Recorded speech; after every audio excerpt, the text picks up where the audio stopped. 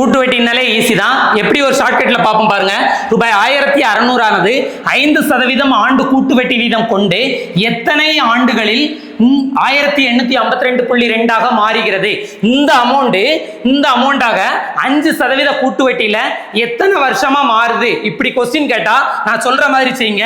First amount எழுதிக்கோங்க 1600, ரெண்டாவது amount எழுதிக்கோங்க 1852.2. ஈக்குவலா கேன்சல் பண்ணும். இந்த புள்ளியை எடுக்கணும்னா இங்க ஒரு 0 சேர்த்துட்டு இந்த புள்ளியை எடுத்துக்கலாம். இப்ப கேன்சல் பண்ணுங்க. 8 2 16 0 0. அடுத்து 9 2 18 2 4 6 2 12 1 2.